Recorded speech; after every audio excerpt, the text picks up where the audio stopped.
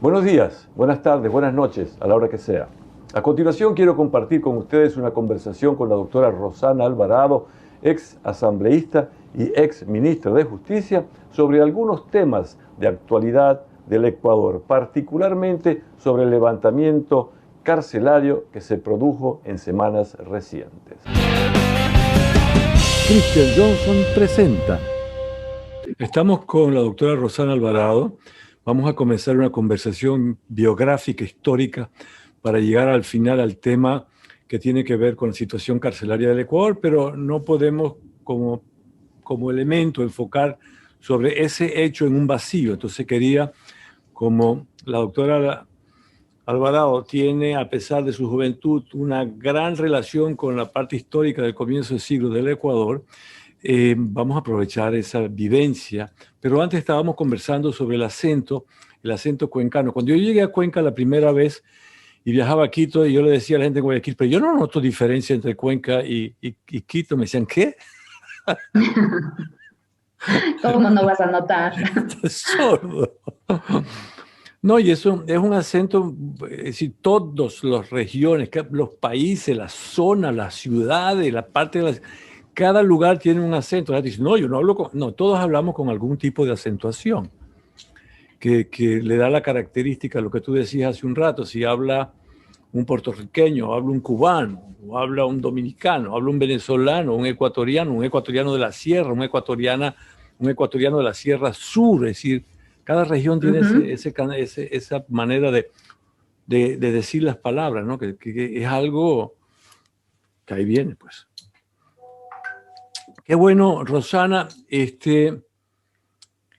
No sé si esta conversación la debemos tratar de usted o de tú, cómo deberíamos manejar esto para Y tú, mantener. como siempre, Cristian, por favor, claro, creo que hay aquí algo que nos acerca un poco más y es que somos amigos, conocidos, así que no hay por qué caer en poses que a veces, pues bueno, la formalidad puede exigir, pero este no es el caso. Bien, entonces,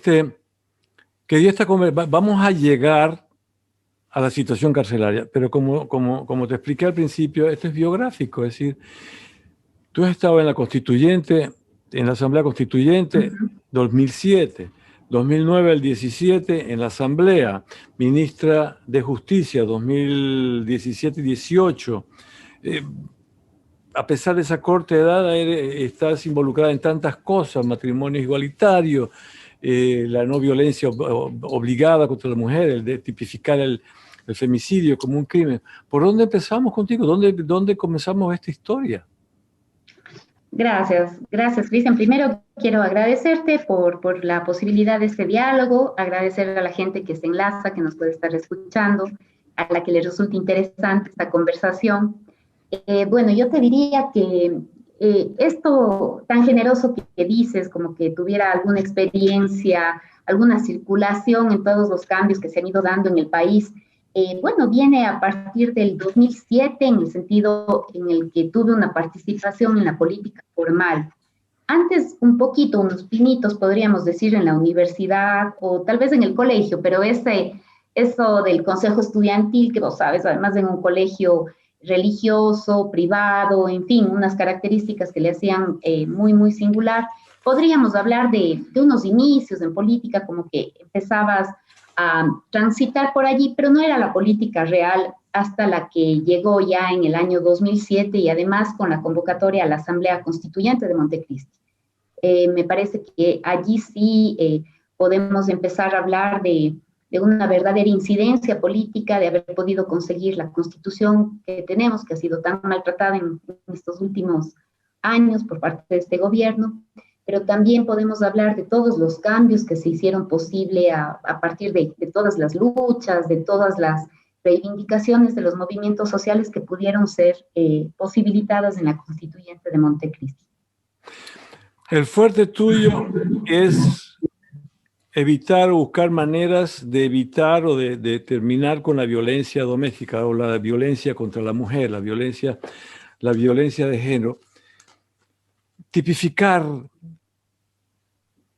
ese acto como un femicidio. Eso es como darle una categoría muy especial. Sí, sí, sí. Bueno, yo soy una feminista radical y convencida. Y te digo, si es que las mujeres tuviéramos más consecuencia con el significado del feminismo, seríamos obligatoriamente todas feministas, Cristian. El feminismo nos permitió usar pantalones, el feminismo nos permitió llegar a votar, tener un cupo en la universidad, seguir peleando por el mismo trabajo, el mismo sueldo. Ese es el feminismo. Hay gente que aún confunde, y te digo, lamentablemente siguen circulando pues distorsiones de lo que es el feminismo, y entonces hay gente que dice, no, yo no soy feminista porque es lo contrario al machismo. No, no, no, no, no, para nada. El feminismo no trata de oprimir, todo lo contrario, busca liberar a aquellas que han sido tradicional e históricamente oprimidas, y hemos sido las mujeres. Y a veces se puede entender como una exageración, sobre todo cuando eres hombre, y no tienes ningún problema en las mañanas al poner los ejemplos más cotidianos, ¿no? Pues bueno, hoy que tengo que tomar 4 buses, que caminar, que regresar en la noche súper tarde, no importa, me pongo este pantalón y este buzo y esta compa o abrigo, ¿no? Las mujeres desde esa decisión tiene que ser meditada dependiendo de, a ver, voy a venirme caminando, voy a estar sola, tipo 9, tipo 10 de la noche, mejor no me pongo vestido, mejor no me pongo zapatos altos porque eventualmente voy a tener que correr, tal vez alguien me puede agredir, voy a buscar algo que me permita correr. ¿Sabes lo que es eso? Entonces, una vida así, en donde eso está normalizado, en donde eso es lo común, lo corriente, lo que tienes que enfrentar, es una vida de opresiones, de injusticias, de riesgos. Y considero que ese mensaje, ese darte cuenta, han sido fundamentales en las luchas que hemos podido dar, en las que yo he podido dar. Entonces, desde el feminismo, cuestionar ese modelo tan machista, tan patriarcal en el que estamos obligadas a nacer, vivir y morir las mujeres, es lo que me ha conducido a exigir, a clamar, a reclamar, a protestar y a trabajar por una vida libre de violencia. Ahora, la violencia contra la mujer es una. Cuando yo digo cultural, no que la gente piensa que cuando uno dice cultural es porque es algo de la buena cultura. Hay cuestiones, hay acciones que uno ejecuta que son parte de la cultura y que no necesariamente son aceptables. Parece que la cultura de la violencia contra la mujer es como algo, como dado de hecho, es como algo que es normal y que es permitido. ¿Cuál es tu posición con respecto a por qué se produce eso en el Ecuador? ¿Por qué se produce en ciertas regiones más que eso en el Ecuador? ¿Y por qué se produce en América Latina? ¿Y por qué se produce? Porque se produce en todo el planeta. Sí, sí. Cristian, las mujeres hemos vivido en pandemia, ¿sí? Y no me refiero a la del COVID. La violencia contra las mujeres es una pandemia que ha sido denunciada una y otra vez porque atenta a los derechos humanos, ¿sí? Atenta contra la seguridad integral y atenta contra la salud pública, por cualquiera de los enfoques que le quieras ver, pero esa es una pandemia. Y sí, es pandemia porque está presente en todo el mundo. Decía yo alguna vez como con ironía, es muy democrática además, porque no distingue situación social de las mujeres, no distingue la edad, no distingue la instrucción académica, da lo mismo si es que apenas alcanzaste a terminar la escuela o si es que tienes una maestría o un PhD, no importa si es que tienes un sueldo básico, si es que eres trabajadora del hogar o si es que tienes afortunadamente otras condiciones económicas, no importa si eres soltera, tampoco creas que te vas a librar de la violencia porque eres soltera. Entonces es una pandemia que ha tenido pues todas las explicaciones, inclusive desde el punto de vista antropológico y cultural, ¿no? Son herencias que se siguen quedando, que perduran. ¿Y por qué perduran? ¿Por qué se han quedado? Porque esos cambios en la conciencia, los cambios culturales son los más difíciles de conseguir. Vos puedes modificar una ley, puedes establecer la tipificación del femicidio, lo que hablábamos hace un momento, que te maten porque eres mujer, no porque se trate de violencia común, sino porque eres mujer, porque es un ataque a tu género, a lo que vos representas, a tu capacidad como mujer. Entonces, aunque consiguieras cambios legales y superes problemas legales, los culturales siguen estando vigentes. Entonces, no se solucionan con un reglamento, no se solucionan con una ley, no se solucionan inclusive con una constitución. Entonces requieren algo muchísimo más estructural, de darles poder a las mujeres, saber que tienen instituciones que pueden auxiliarles, saber que el silencio es el mayor cómplice de la violencia y saber que inclusive el lugar donde se produce y reproduce la violencia es lamentablemente en los hogares, en las casas, en los lugares donde vos deberías sentirte más segura, más protegida, más calmada. Allí es en donde está generalmente el agresor, el que te agrede, te golpea, te humilla y puede llegar a matarte, porque el femicidio es pues el final de la cadena de violencia, está ya con la muerte de las mujeres, con un femicidio.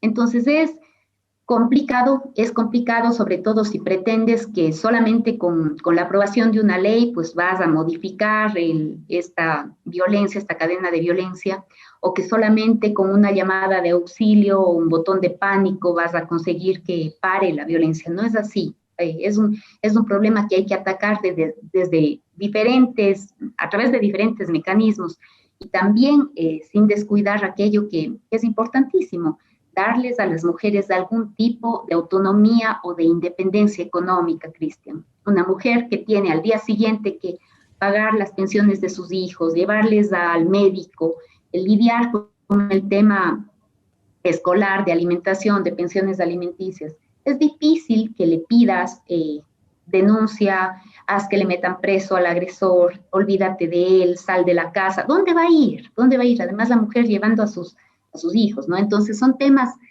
muy complejos que tienen que ser vistos, tienen que ser mirados desde el Estado de una manera integral. Es una situación bien compleja, porque la mujer queda dependiendo con los hijos y al mismo tiempo tiene que encontrar una solución para ella, para los niños, y tratar de escaparse de la situación violenta en su hogar. A pesar de los cambios que se hicieron, estos cambios que se hicieron, ¿cuál ha sido el resultado? ¿Ha disminuido la violencia doméstica en el Ecuador? ¿Ha habido cambios después de las leyes que se introdujeron?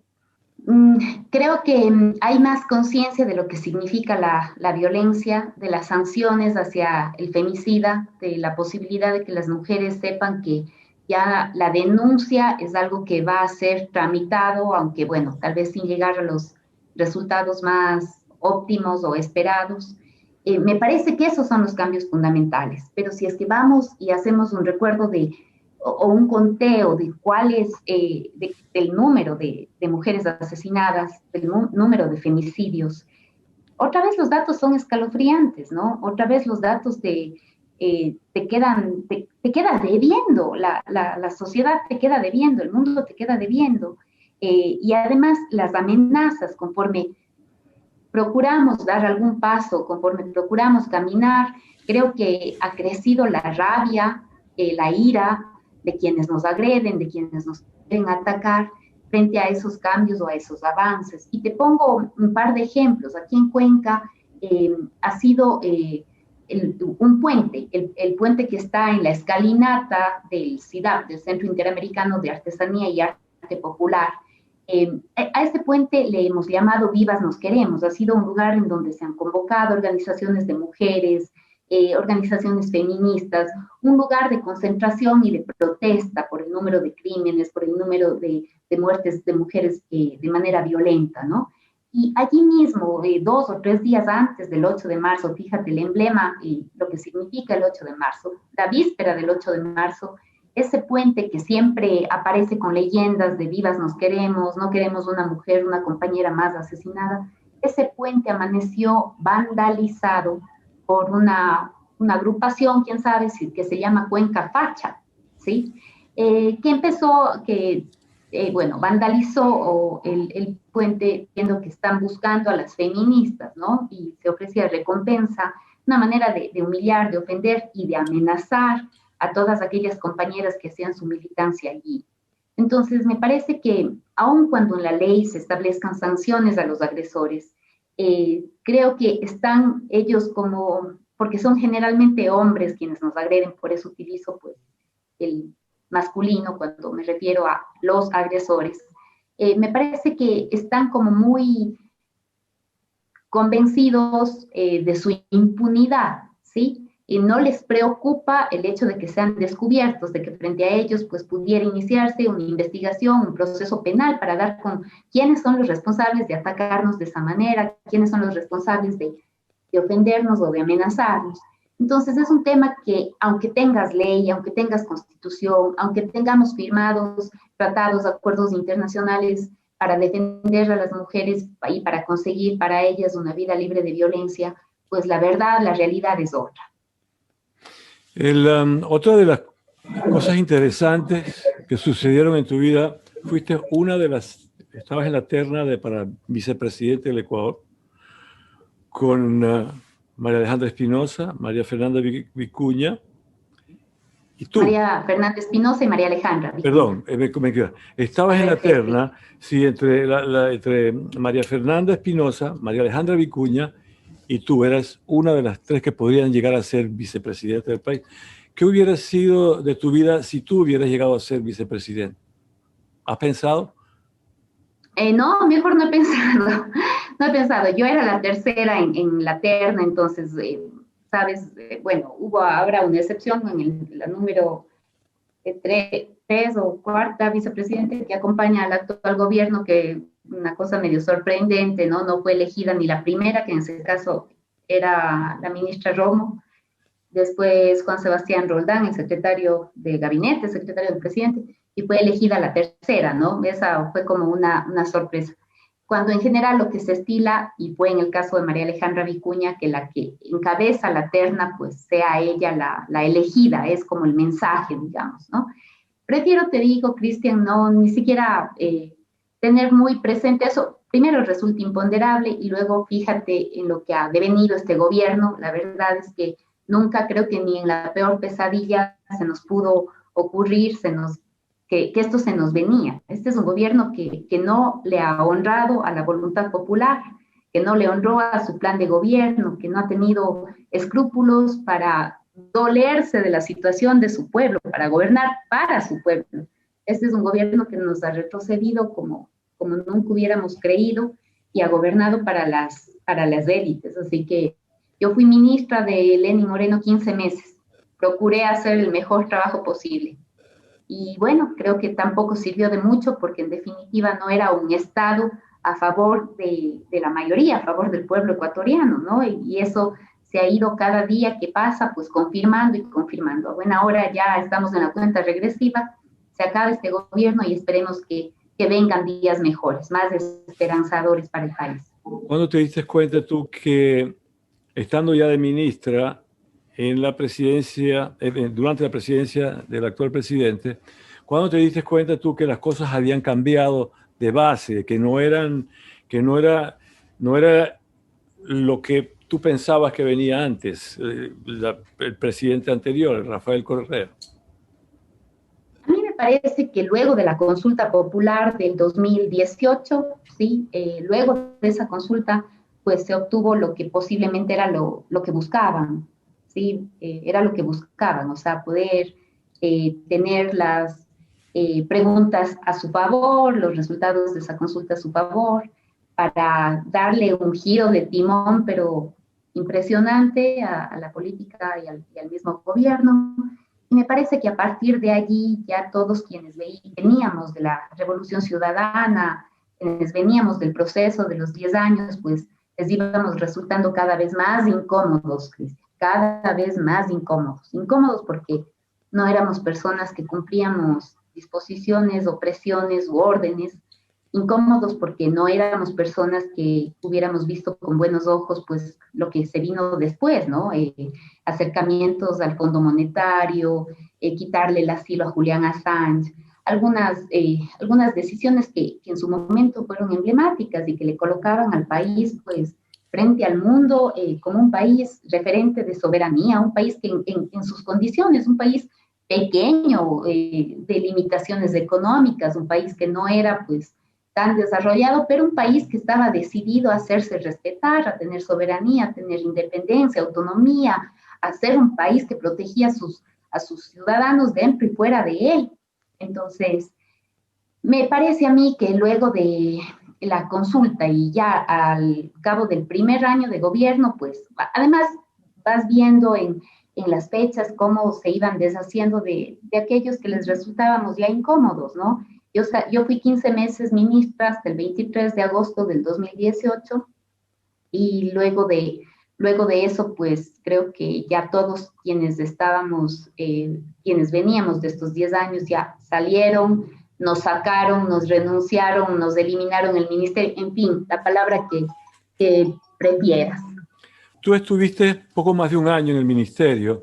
Sí. ¿Por qué te quedaste tanto tiempo? Lo que pasa es que ahorita puedes decir, es un año, ¿sí? O sea, cuando ha pasado el tiempo, cuando tienes una distancia de eso, pues dices, ¿cómo estuve allí? ¿Qué tanto me podía identificar con un gobierno que, te digo, tenía pues ya muchísimas dudas, ¿no? Sin embargo, te puedo decir, el trabajo que se pudo desarrollar en el Ministerio de Justicia, con todos los errores, que no tengo problema en admitirlos, también era un trabajo que te esperanzaba, también era un trabajo que decía, bueno, esto está bien, estamos haciendo aquí lo correcto. Teníamos inicialmente pues la posibilidad de aprobar la ley contra la violencia a las mujeres, que fue, me parece que entregada en agosto, septiembre del 2017 y aprobada después. Teníamos también razones para continuar haciendo el trabajo de repatriación de los pescadores ecuatorianos que han sido capturados en alta mar, que es un drama humano, Cristian, que no tienes idea el problema que es, ¿no? Alguien sale como pescador, su barca así de pronto es interceptada por piratas del tráfico internacional de drogas, es gente que es sometida pues a esos intereses, y así de pronto... ¿Hubo muchos de esos casos? Claro, son muchísimos, son muchísimos. En mi periodo como ministra pudimos hacer la repatriación de casi 100 personas. Eso fue lindísimo, fue bellísimo, fue creo que uno de los motivos para tener grandes alegrías, satisfacciones en ese ministerio. Y también pudimos hacer reparaciones a víctimas de graves violaciones de derechos humanos. Entonces había todo eso de por medio que pudo salir, y te digo, fueron cosas también importantes porque durante muchísimos años eran cosas o temas que habían quedado colgados porque las prioridades fueron otras, porque el criterio de la premura, la urgencia en otras cosas, pues te hacían que actúes con más rapidez sobre digamos, son cosas que van dándose y presentándose también con el tiempo. Y luego el tema de la rehabilitación social, Cristian, creo que es un tema en el que necesitas estar absolutamente comprometida y también dispuesta a sufrir muchísimo, porque hay temas que son ya estructurales, que apenas llegarás a modificar por un tiempito, ¿sí?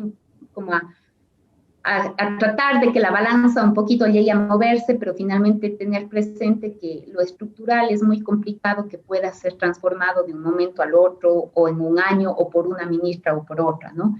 Entonces, ahorita, claro, ahorita han pasado 2 años y medio, casi 3, de lo que salí del sector público. Luego del Ministerio de Justicia no he estado en la función pública. Mucha gente estaba con alguna confusión que yo seguía. No, desde hace 2 años y medio, casi 3, desde agosto del 2018 exactamente, ya no he estado en la función pública y te digo, pues, no espero volver, no es esa mi decisión, es no volver, más bien tener pues esta mirada ya desde fuera, un poco más lejana y distante, para uno pues ceder la posta, esperar que las cosas que vengan sean mejores, que pueda recomponerle, restaurarle a un país que está quedándose tan herido, tan dolido, y luego también porque estoy convencida de que llegará gente mejor, más hábil, más preparada, mucho más comprometida, porque de eso se trata la historia, de que nos dejemos, comprendamos que tenemos que ser superados, y desde luego pues superarme es sencillo, no tiene por qué ser difícil. ¿Con quién está tu corazoncito político? ¿Se puede saber? Sí, claro que sí, pero yo voté por Andrés Arauz, estoy segura de que va a ganar, y estoy segura de que va a ganar sin complicaciones, si es que son elecciones limpias y transparentes. Pero quiero también comentarte y decirte, yo no estoy haciendo activismo político, no me interesa volver a la política y por si acaso me adelanto a cualquier persona que quiera ofender o contestar, hay mutuo desinterés, ni me quieren de vuelta ni yo quiero volver, o sea, no es mi intención hacerme una cuña, una propaganda o decir, no estoy retirada de la política y espero, eso sí, que vuelvan los mejores días de la revolución, porque fue un proceso que habrá tenido errores, desde luego que ha habido errores en 10 años de gobierno, pues es inevitable cometer errores, pero en la balanza de la historia creo que están más y pesan más los aciertos que hubo. ¿Cuál es la razón de eliminar el Ministerio de Justicia? Eh, ¿Costos? ¿Realmente son costos? no, para nada, para nada. Yo no sé si la idea era deshacerse de mí y por eso le pusieron en jaque al Estado. Te digo, hubiera sido mucho más fácil decir, ven, nos estás estorbando, nosotros aquí pues no te reconocemos, sino nos estorbas, a nosotros toda esta pantalla de estos 10 años ya no nos sirve, no sé qué habrán querido, eh, por qué no hicieron más bien eso, ¿no? Eh, evitar que yo siga siendo o decirme, ya no queremos contar contigo a nivel del gobierno, y por qué más bien se fueron por esto de eliminar el ministerio, pero creo que de otro lado, me parece que lo que querían era eliminar un ministerio para que algún otro ministerio pueda concentrar el trabajo del Ministerio de Justicia. Hubo en esto, pues, creo que algunos antecedentes, no recuerdo muy bien las fechas, pero ya de entrada el gobierno eliminó los ministerios coordinadores de seguridad, los ministerios coordinadores. Para el área de justicia era el Ministerio Coordinador de Seguridad.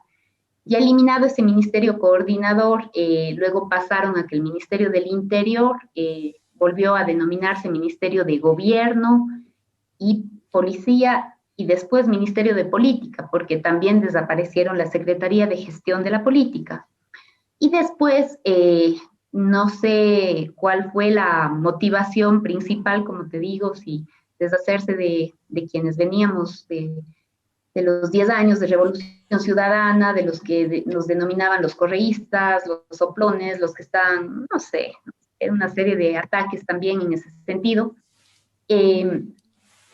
Si era eso o si era dar cuenta o encontrar pretextos para confirmar esa teoría de que es un Estado obeso, un Estado gigante, un Estado que no se ha condolido de la situación económica del país, como para mantenerles vigentes, ¿no? Pero en verdad un Ministerio de Justicia, a más de desarrollar la política a nivel penitenciario, de estar a cargo de todo el sistema penitenciario, el sistema con una propuesta de rehabilitación, era también el Ministerio de Derechos Humanos, ¿no? El que tenía que llevar a cabo precisamente estos temas de los que hablábamos, las repatriaciones de los ecuatorianos que están cumpliendo condenas fuera del país, y que son muchísimos, Cristian, son muchísimos, ¿no? Muchísimos, en diversas partes del mundo, en Norteamérica una parte, tal vez la mayoría, pero también tienes casos que te conmocionan y que están al otro lado del mundo, que están en Turquía, que han caído presos por allá, que no tienen a alguien que les pueda asesorar, que les acompañe, que pueden estar enfrentando pues penas, tratos degradantes, inhumanos, crueles, y que no tienen un vínculo con las familias. Luego, igual lo que te comentaba, pues las indemnizaciones para víctimas de graves violaciones de derechos humanos, era una serie de temas que seguramente desde la ineptitud también con la que han querido manejarle al Estado como si fuera esto un negocio privado, como si fuera un hostal, como si fuera y te pongo una actividad económica aleatoria, ¿no? Pero han tratado de manejarle al Estado de esa manera cuando el servicio público, la red pública, es otra cosa, y es una cosa fuerte, sí, es súper importante. Si es que no estás comprometido con el pueblo, pues la verdad es mejor que des un paso al costado, que no ocupes un espacio en el servicio público. Vamos a hablar de las cárceles y lo que está sucediendo. Antes de llegar a esa parte, algunas personas piensan que, por ejemplo, antes se llamaban detenidos, presos, ahora se llaman personas privadas de la libertad, que todos estos cambios que se introdujeron favorecen más al delincuente que al policía o que al hombre que es necesario para aplicar las sanciones de la ley. Es decir, ¿cuál es tu respuesta con respecto a ese entendimiento popular, de esa interpretación popular de este Código Penal? Sí, bueno, Dicen sí, bueno, ahora siempre, el delincuente está más favorecido que la ley. o sea, como que la ley protege al Protege delincuente, protege a quien delinque, que sí. Fíjate que que si eso es algo robaba, que se da. que tengo entendido que puedes robar hasta $600 y si es menos de $600, ese tipo de cosas, corrígeme si me equivoco. Claro, claro, no, son sencillamente, a veces son los titulares de los medios de comunicación, Cristian, los que distorsionan cuál es el sentido de las reformas a las leyes, ¿no? Y a veces la gente también quiere penas y sanciones más y más duras en el convencimiento de que el derecho penal tiene que ser así, tiene que castigar y arrójenles vivos a los leones, así. Como que tuviéramos esa capacidad o encontraríamos en la cárcel la solución a todos los problemas que a veces en las familias no se han logrado solucionar. Y tenemos esa postura hasta que tienes algo que te mueve el piso, ¿no? Hasta que tienes la mala fortuna de que en tu casa un familiar ha tenido un accidente de tránsito y que entre las personas afectadas pues están heridos, quién sabe, alguien ha fallecido y tienes que enfrentar un proceso penal en donde lo que clamas y dices fue un accidente, no salimos a matar a nadie, fue un accidente. Y naturalmente eso la ley prevé y reconoce la diferencia entre quien actúa de manera accidental y quien actúa con toda la voluntad de dañar y de causar un daño y actúa con dolo, como decimos, ¿no? O alguien que se mete en tu casa y tú te defiendes y resulta que matas a la ¿no? persona Sí, defendiendo tu casa claro, y tú terminas en la sí, cárcel. claro. No, pero para eso inclusive la misma ley, el mismo sistema penal, pues mantiene allí algunas figuras que son, por ejemplo, la legítima defensa y también la defensa de terceros, también la defensa de terceros. Claro que para eso hay que probar una serie de circunstancias en las que se actuó, ¿no es cierto? Si es que la persona que entró a tu casa, saltó el muro, estaba o no estaba armada y si así de pronto la persona le recibió con una ráfaga, le disparó una y otra vez, o el ensañamiento con el cual le dio muerte, en fin, una serie de cosas que están establecidas en la ley también están a criterio del juzgador, ¿no? Porque hay que analizar las circunstancias precisamente para evitar lo que se denomina en el derecho penal, pues la duda razonable y saber quiénes son los responsables del cometimiento de un delito. Sin embargo, lo que quería mencionar es que muchísimas veces se dice eso de, ahora los delincuentes pues tienen todos los derechos, o ahora basta que seas afro para que tengas lugares más privilegiados que los mestizos, o que, en fin, son una serie de repeticiones de memoria, Cristian, que te digo, no por mucho que se digan y se repitan constituyen realidades o verdades, ¿sí? Si es que te fijas, por ejemplo, cuando se habla de la discriminación afirmativa, ¿qué es eso? Pues es una posibilidad que le permitiría, en este caso, podríamos decir a una persona afroecuatoriana, por ejemplo, ¿no? Que quisiera ocupar un cargo, no sé, pongamos como ejemplo la Corte Constitucional, ¿no? Tener un punto más, esa es la discriminación afirmativa por su condición, sí, porque es una persona afroecuatoriana, para quien seguramente las condiciones de vida fueron muchísimo más egoístas que las condiciones de vida que tuvo algún hombre mestizo de la ciudad. O, por ejemplo, si es que ahora los homosexuales, porque además así con una manera muy ofensiva que a veces se trata a las personas, independientemente o sea, más bien dicho, relacionado siempre con su sexualidad, con su orientación sexual. Es que ahora los homosexuales son los que tienen todos los derechos. No. Imaginémonos sencillamente la vida que habrá tenido en un mundo, en una sociedad, en un país en donde no te respetan, en donde además, por el hecho de que tienes una orientación sexual diferente, pues se cree que hay personas que pueden estar por encima de ti, ¿sí? Que están en capacidad de ofenderte, de agredirte, de matarte, porque eres homosexual. Entonces, la discriminación afirmativa lo que busca es a aquella persona que ha vivido oprimida, que ha vivido violencia, que ha sido tratada injustamente durante toda su vida por un sistema opresor. A esa persona le vamos a dar un punto.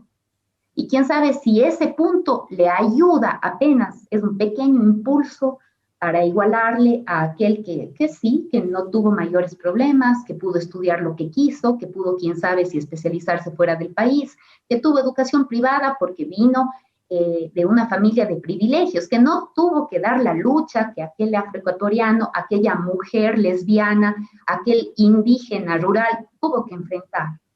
Entonces, estas que son, como te digo, frases que repetimos de memoria sin darnos cuenta del significado, del impacto de cada una de las palabras, esas frases primero solamente evidencian que sigue siendo una sociedad en donde los ciudadanos son de primera, de segunda, de tercera, de cuarta y de PPLs. Sí, porque de los únicos de los que nos acordamos es de las personas privadas de libertad. Sí, y es cuando hablas sin pensar, es decir, dices y después te das cuenta de lo que estás haciendo.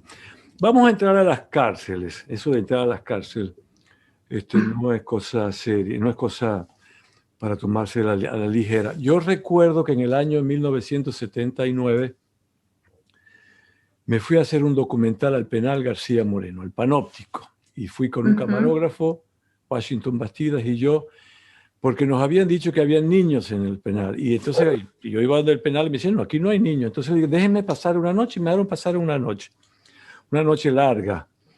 Hicimos un programa que se llamó el Templo de Barro, porque habían niños en la cárcel definitivamente, habían personas maltratadas, la comida, lo que comían era desastroso, las ratas y las condiciones de vida eran realmente, habían armas, es decir, cuando yo salí al día siguiente, me quedé parado fuera del penal un rato tratando de asimilar todo lo que yo había vivido.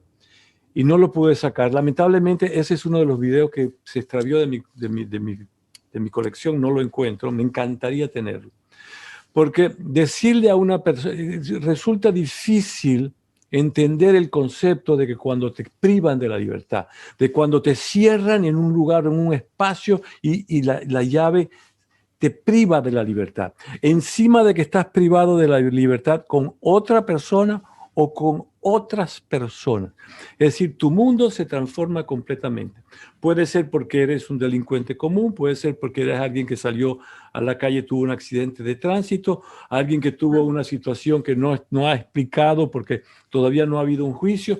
Todos caen en ese pozo subhumano de una cárcel pública. ¿Cuál es la situación de la cárcel? ¿Qué es lo que está sucediendo? Cuando tú sales como ministra, tú sugieres que debería haber 11.600 agentes de seguridad. Hay quienes piensan, como las Naciones Unidas, que un guardia de seguridad o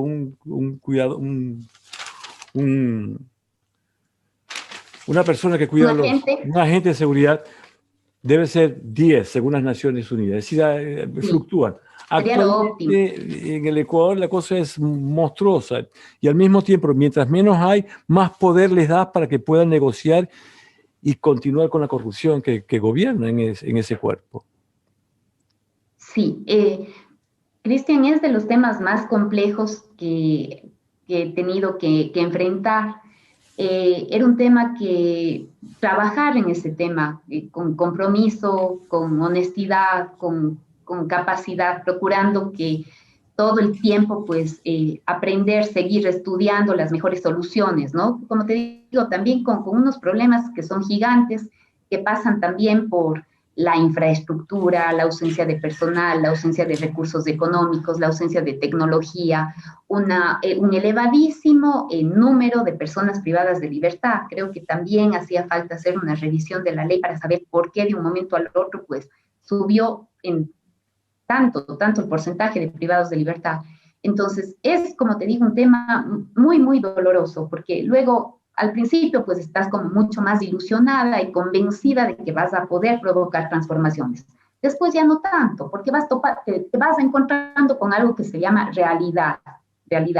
la de no tener recursos, la de no tener personal, la de no tener política pública, la de no tener un gobierno que te apoye, un gobierno que te sostenga, un gobierno que diga, vamos con estas decisiones, de acuerdo, un presidente que al menos en alguna reunión pues se tome la molestia de comprender lo que le estás diciendo, de los problemas que le estás informando, ¿no? Y eso fue pues, te digo, luego de la salida de César Navas, fue un ministerio que César estaba a cargo del Ministerio del Interior hasta abril, y ya luego de eso, pues fue un ministerio que se quedó muy huérfano, el Ministerio de Justicia me refiero, ¿no? Y así el apoyo del Ministerio del Interior en ese momento con César Navas, una persona a la que yo le considero muchísimo a nivel humano y a nivel profesional. Entonces, allí creo que es importante decir, y siempre lo he dicho, siempre, me parece que nadie hizo más por el sistema de rehabilitación social que el gobierno del presidente Correa. Nadie hizo más, nadie hizo mayores transformaciones que las del gobierno del presidente Correa. ¿Y por qué? Porque cuando asume el gobierno en el año 2007, lo primero que hace es declarar en emergencia el sistema penitenciario, porque lo que había era el descenso a los infiernos, Cristo. Como tú recuerdas, el ingreso al penal García Moreno, al panóptico, y olvídate que el ingreso a la penitenciaría del litoral era todavía algo más dantesco, podríamos decir, algo más dantesco. Detrás de esto, decía un letrero, detrás de esto, el infierno, porque así era. Y en ese infierno convivía todo aquello de lo que la sociedad ha querido desentenderse, todo aquello que las familias no han querido ver, todo aquello que los gobiernos... En vez de rehabilitar. En vez de rehabilitar, claro. Entonces, gente abandonada a su suerte, a la suerte de la delincuencia, del crimen organizado, de las enfermedades mentales, de las enfermedades, todas las enfermedades, de la deficiencia de servicios básicos. Bodegas humanas, ¿sí? Bodegas humanas y personas a las que les tocaba sobrevivir en espacios infrahumanos.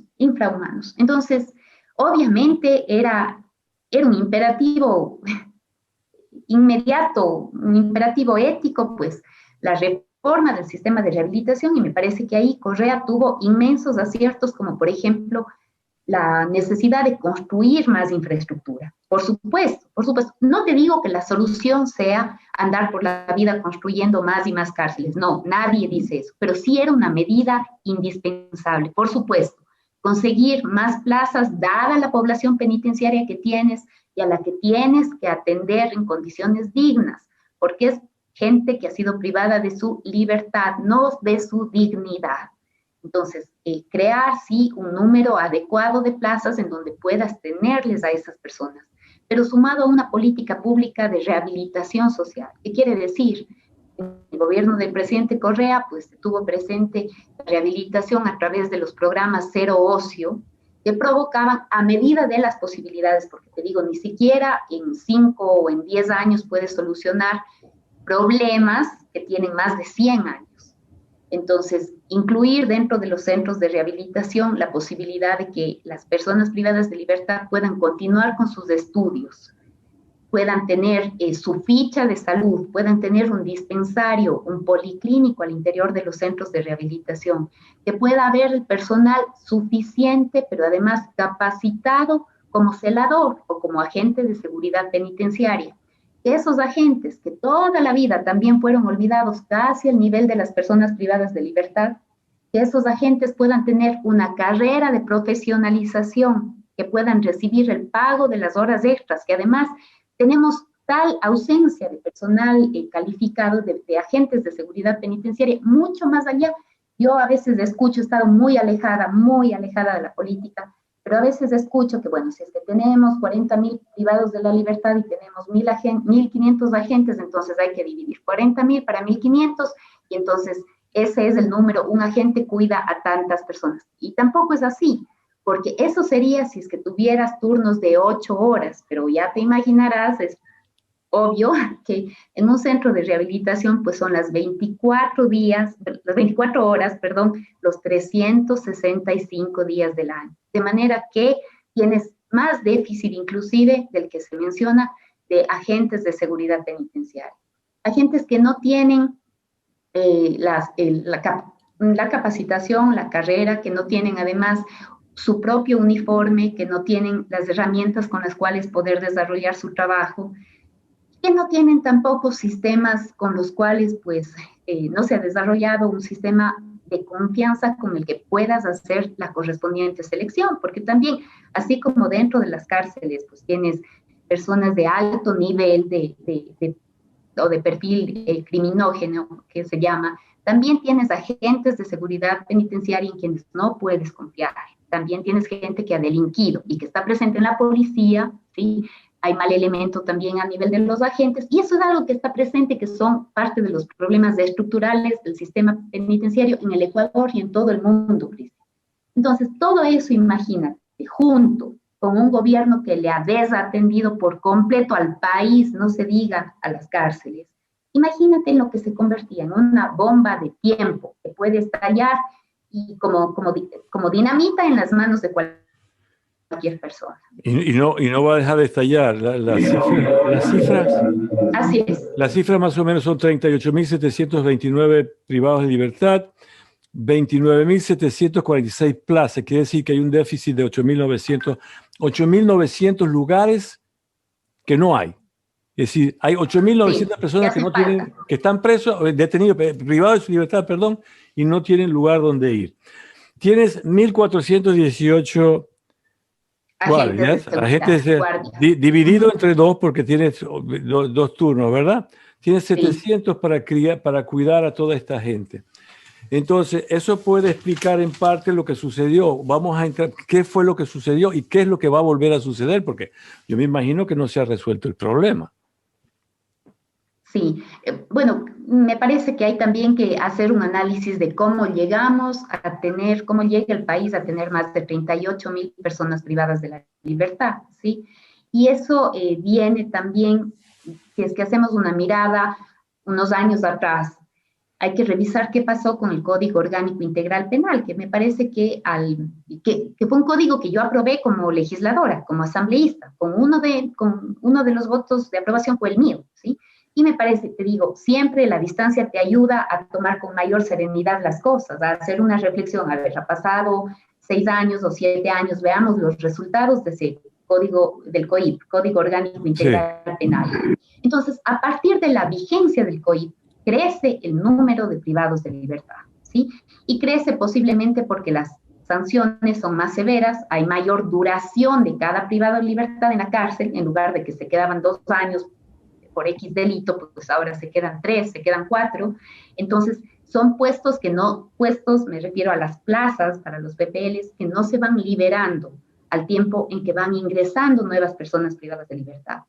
Luego, si es que no tienes el suficiente personal que va despachando las carpetas de cada uno de los privados de libertad para que los jueces conozcan y den paso, sí o no, porque ese es un tema judicial, netamente judicial, a la liberación de esa persona, porque ya ha cumplido el porcentaje de la pena, porque ha tenido pues algunos atenuantes, porque se ha dado paso a algún recurso interpuesto.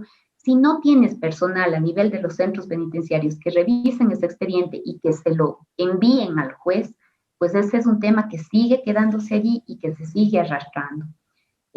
Luego de eso, si es que tienes motines penitenciarios, porque no tienes el suficiente número de guías, porque la gente está desatendida en lo elemental, no tienen acceso a salud. Imagínate en la pandemia estar preso.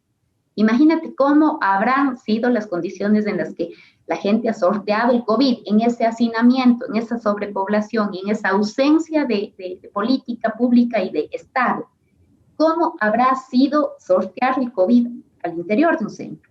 Si no tienes servicios de salud, si no tienes servicios de alimentación, se produce un motín. Si tienes encuentros entre bandas rivales, que además de eso es muy frecuente, eso es algo que es el pan de todos los días en los centros de rehabilitación.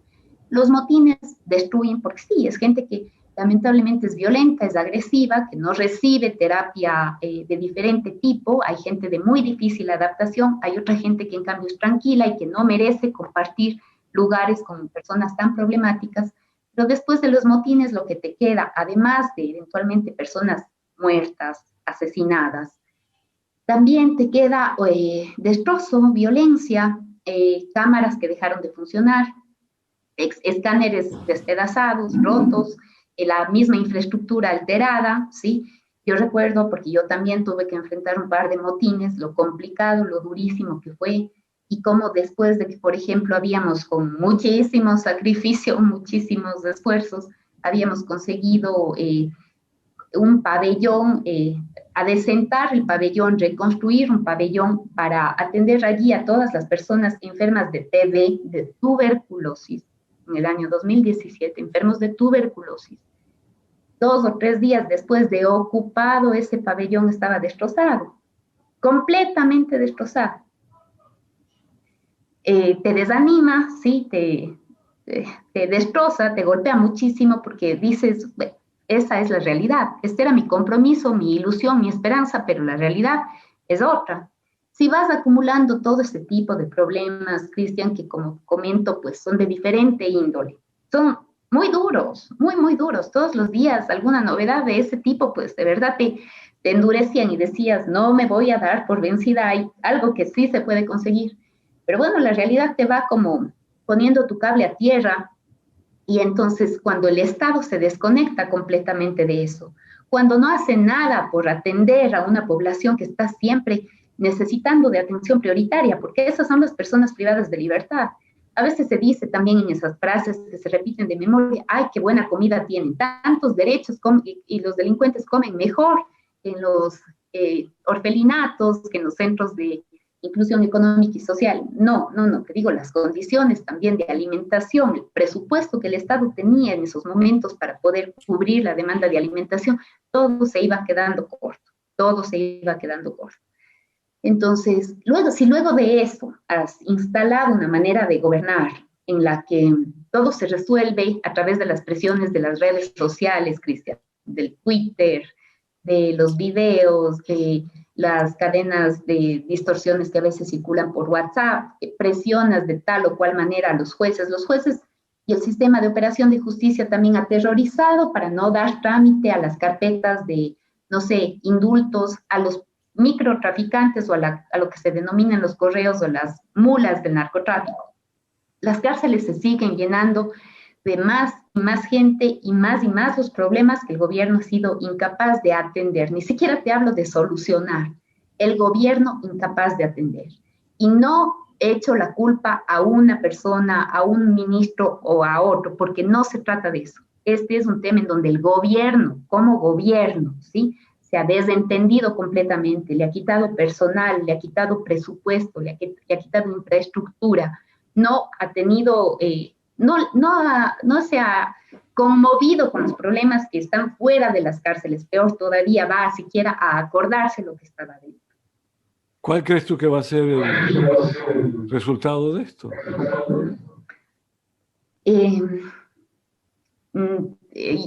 Me temo que puede haber réplicas, ¿no? Me temo que puede haber réplicas. Si es que no se ha presentado en algún momento ya a nivel más técnico, la misma Corte Constitucional exigió al Servicio de Atención a Personas Privadas de la Libertad un planteamiento, una propuesta para mejorar las condiciones de rehabilitación que incluya, pues, no solamente presupuestos, sino también la formación o varias convocatorias a que se puedan formar agentes de seguridad penitenciarios, recursos para poder tener más en funcionamiento todos los artefactos tecnológicos que te ayudan a impedir que ingrese un celular, que entre un arma, aunque también, Cristian, y aquí como paréntesis, todo lo que uno se imagina que puede suceder se queda corto hasta que vives directamente, conoces más de cerca cómo funciona la imaginación al interior de un centro de privación de libertad, ¿sí? Armas que entran desarmadas, que entran por partes, que entran con las visitas, que siempre entran por la puerta, ¿no? No es que llueven balas o llueven armas, no, entran por la puerta. ¿Y quiénes están a cargo de la puerta? Pues está la policía, están agentes de seguridad penitenciaria, están más allá funcionarios administrativos y por allí pasan las visitas también. Pero fíjate, todos quienes pueden colaborar en el ingreso de algo prohibido al interior del centro de rehabilitación. Entonces, ¿cuánto gana un agente al mes? No te sé decir los datos actuales, ¿no? Pero no pasaba de $700. No pasaba de $700. Y eso que hubo mejoras en los últimos años del presidente Correa, ¿sí? Se atendió a eso y también se aprobó un código orgánico de entidades de seguridad ciudadana que permitía el escalafón. Todas estas personas que ingresaron como agentes de seguridad sepan que sí, son condiciones muy duras en las que se desarrolla su trabajo, pero que hay un escalafón que les permite subir un poquito, que quien entró con $600 no va a jubilarse con los mismos 600, ¿no? O sea, no va a terminar sus últimos años de trabajo con ese mismo sueldo. Había un escalafón. No sé si ahora eso también está derogado, Cristian, sí, en eso del achicamiento, de la desnutrición del Estado, de los despidos que se dieron, pues acuérdate que tal vez eso ya ni siquiera existe. Hay un caso que pone a las personas privadas de la libertad, bueno, casi privadas de la libertad, porque no están totalmente privadas de la libertad, los que llevan los famosos grilletes electrónicos. Tengo entendido que el Ecuador compró 4.000 grilletes por un monto de $13.7 millones, que creo que sale como $400 cada grillete. Y de eso están una gran cantidad que no funcionan, y muchos funcionan mal, y algunos houdines se las logran sacar. Sí. ¿Cómo funciona ese tipo de reclusión electrónica? Sí, más o menos es un sistema similar al de la telefonía celular. Es un sistema similar al de la telefonía celular. ¿Por qué empiezo con esa aclaración? Porque mucha gente tenía la confusión de que un grillete electrónico es igual que tener un teléfono satelital. Y no es así, ¿sí? No es así. Igualito tienes vos puntos ciegos con el grillete electrónico en donde tienes puntos ciegos cuando ocupas tu celular. Si entras en un ascensor ya no vas a tener señal, igual no emite una señal el grillete o la tobillera electrónica.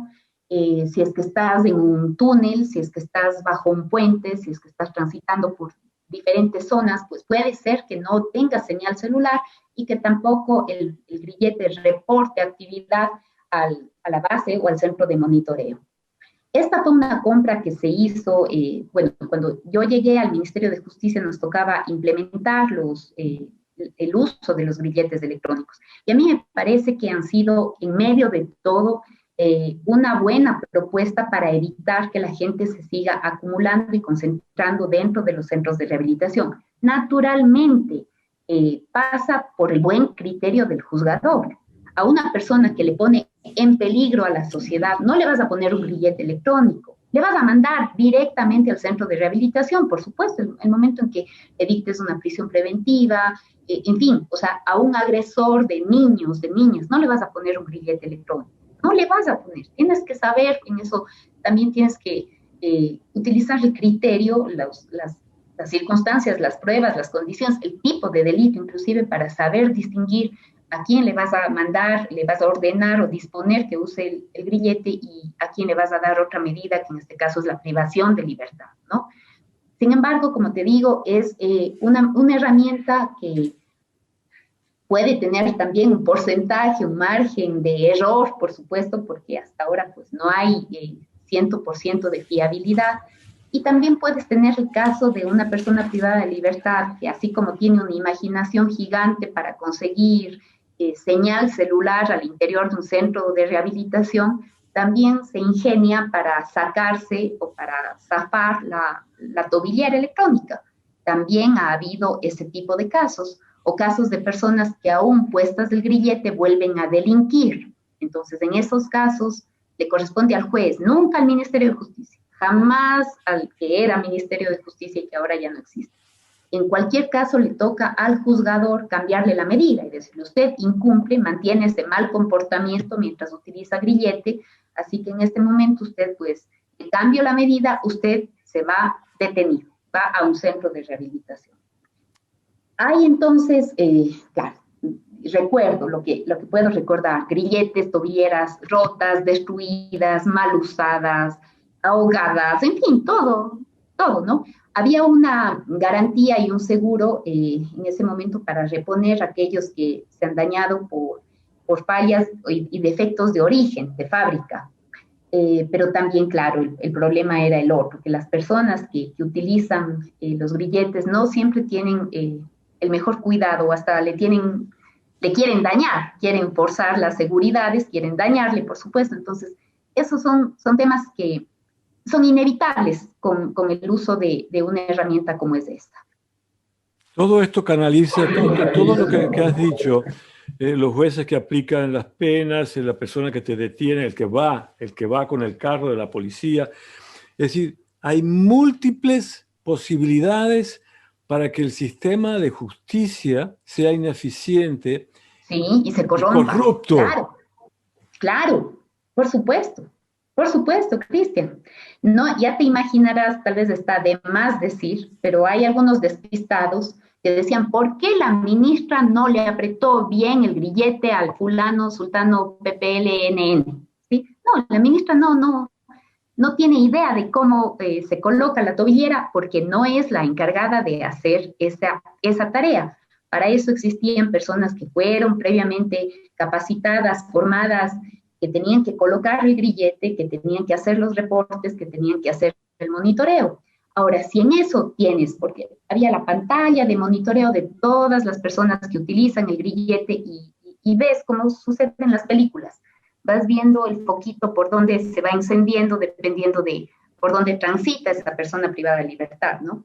Ahora, si así de pronto una persona que tenía que hacer la supervisión y el monitoreo, no sé, pongo un número, de 150 grilletes, que son los que se vigilan, los grilletes, le mandan a su compañero de monitoreo, le mandan a la otra persona que también hacía el monitoreo, y en lugar de hacer la vigilancia de 100, ahora tiene que hacer la vigilancia de 400 grilletes.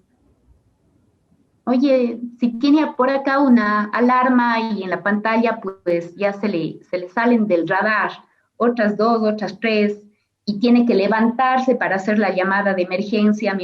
En fin, entonces ese destartalamiento del Estado es el que ha producido y el que ha desembocado en las consecuencias que estamos viviendo, Cristian. Y te hablo solamente, en el caso que nos ocupa, a nivel de los grilletes o del sistema penitenciario.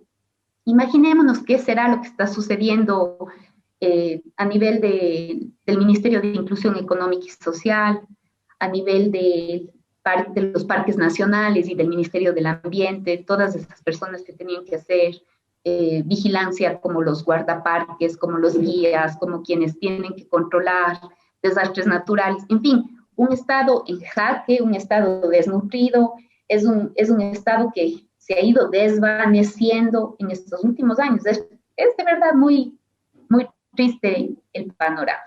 Y a eso súmale la pandemia y todo. Entonces, unas condiciones muy duras las que está enfrentando el país. Las imágenes, yo no quisiera ni verlas nunca, pero tengo entendido que las imágenes dantescas de cabezas rodando como balones de fútbol, corazones palpitando, es decir, detrás de esa cortina de metal, de privación de la libertad, hay todavía efervesciente, todavía está en efervescencia la posibilidad de que esto se repita. ¿Cuándo será el próximo, según tu apreciación? No sé qué medidas se estén tomando. Conozco que ha habido varios jueces que han pedido inmediatamente la adopción de medidas urgentes. Ahora, te quiero ser muy, muy franca, Cristian, pedirle medidas urgentes a un gobierno que está de salida, ¿sí? A un gobierno que no ha querido gobernar, y que ahorita está a 2 meses de salir. Entonces, me parece que, oye, es horrible, pero me parece que ofrecerán cualquier cosa, yo te ofrezco y busca quien te dé, ¿sí? Un gobierno como este, y más todavía de salida, no creo que tengan ni ha tenido, ni tiene, peor en estos momentos, ningún compromiso con el país entero. Me parece, eso sí, que la Corte Constitucional ha estado muy pendiente de cuáles son las decisiones que el Servicio de Atención a Personas Privadas de la Libertad está planteando, porque además hay un requerimiento constitucional de obligatorio cumplimiento, y me parece que entre varias de las medidas, la capacitación y graduación de una nueva cohorte de agentes de seguridad penitenciarios, pues es algo que está en camino. No sé, porque además acuérdate que a última hora, pues, declaran que el concurso no va más o que no hay recursos para los pagos de sueldos. Entonces, claro, una persona que se ha estado capacitando y que ha seguido ya en la escuela de formación de guías penitenciarios y que al final obtiene su diploma y dice, pero no le voy a pagar, bueno, ¿de qué me estás hablando? ¿De qué me estás hablando? Es una persona que va a exponerse a la violencia, a la agresión, a los riesgos de una cárcel, que no son pocos, y que además le dices, pero no va a haber con qué pagarle, por favor. Entonces, no sé hasta qué punto alguna medida resulte en implementación real e inmediata. Si es que no se toma ninguna medida, si solamente nos quedamos en esperar la réplica y ver otra vez el titular descarnado y crudo en los medios de comunicación, pues estas réplicas van a presentarse, estas masacres, porque creo que, ¿para qué voy a llamar réplicas, no? Lo que sucedieron fueron masacres.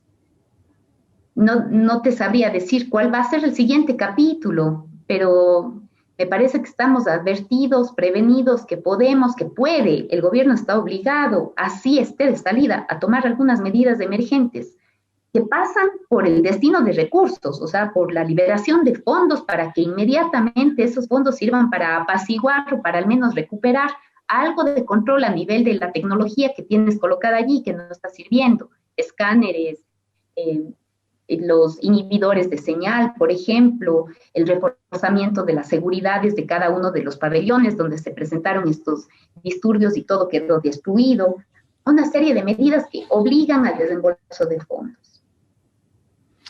Panorama bien difícil.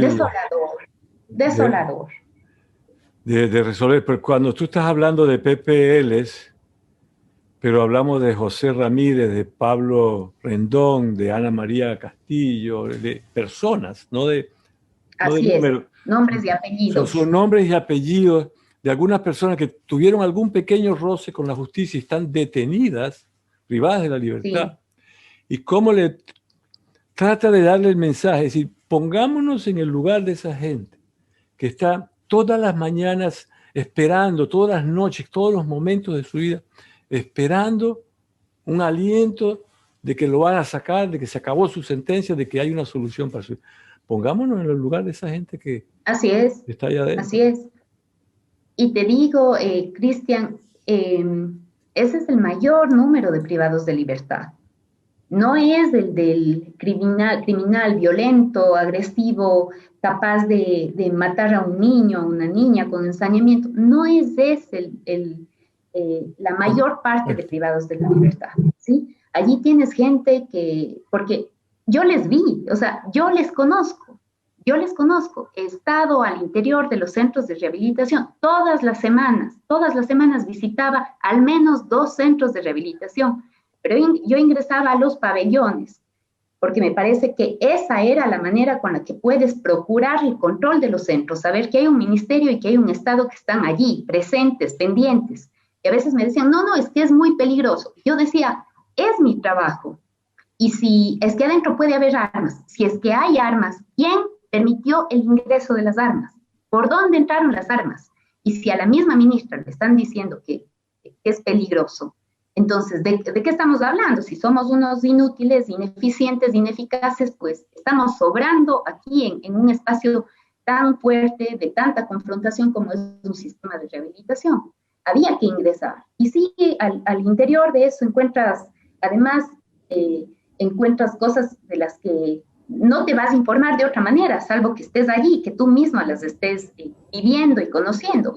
Porque así de pronto podías encontrar a alguien que esté en el pabellón de máxima seguridad, porque, no sé, le ha caído mal a un agente de seguridad, o porque le han pasado un mal reporte desde la policía, pero era una persona que le correspondía estar en el área transitoria, o le correspondía estar en mínima seguridad.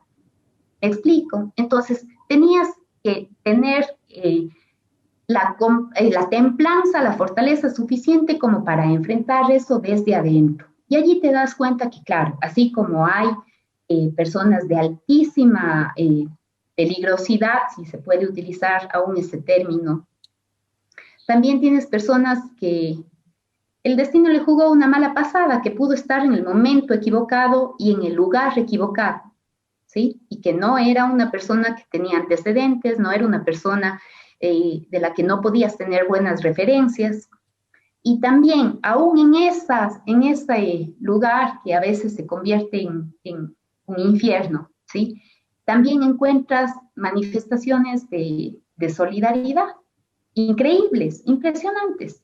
Cuando hacíamos en alguna de las jornadas larguísimas para obtener de cada una de las personas privadas de libertad la ficha médica que permita conocer cuál era la situación de su salud, cuál era el tratamiento, porque además en esos casos las cárceles esconden a muchísimos enfermos mentales, muchísimos, gente que no debería estar en un centro de rehabilitación, sino en un centro psiquiátrico, en un centro de apoyo a la salud mental, pero que está en los centros de rehabilitación porque cometió algún delito y no hay suficientes plazas en los centros psiquiátricos, no tiene el país lo suficientes como para seguir recibiendo a gente que merece un tratamiento de enfermedad mental, entonces son derivados y encerrados en las cárceles, por disposiciones del juzgador, no del ministerio, sino del juzgador, vuelvo a repetir. Pero cuando hacíamos esas fichas y sabíamos que había la necesidad de cirugías inmediatas a una o a otra persona y no teníamos suficientes médicos, no teníamos espacio en el policlínico, no había posibilidades de sacarles a un hospital, y aún en medio de eso, alguien al que ya le tocaba el turno médico y te decía, ministra, yo le cedo mi turno a esta otra persona. ¿Sí? Es más urgente el caso del compañero. Es más urgente. Sí te sorprendes. Dices, o sea, en un espacio como este, en donde estamos pisando límite con el infierno, te topas con alguien que reacciona de esta manera, y sí, y había esos casos. Y había quien podía utilizar ese caso para la trampa, para hacer de por medio pues alguna jugada que le permita causar un motín, un conflicto, un enfrentamiento de bandas, también, por supuesto. Pero también había el chance de que el otro te diga que sí, que cedía, pero porque el compañero estaba más grave que él. También había de eso, Cristian. Y también había quienes se esforzaban, pudimos hacer, y eso fue muy lindo, estaba todavía Leonardo Orlando en el servicio de rentas, fue ya casi al final de mi gestión, abril más o menos, antes de que yo salga, pudimos hacer una especie de convenio con algunas empresas para que pudieran emplear a personas privadas de libertad y obtener a través de la ley, pues, algún beneficio de índole tributario, si es que entre sus trabajadores se consideraban a personas privadas de libertad. ¿Para qué? Para, de alguna manera, pues, procurar que esa signifique una manera de rehabilitar, una manera de que cuando las personas puedan ser liberadas y salgan luego de cumplir su condena, tengan ese antecedente de que han empezado a trabajar, de que han tenido algún oficio, de que esos años en los infiernos no le quebraron humanamente, me repito. No existe ninguna cárcel del planeta buena, ni perfecta. No.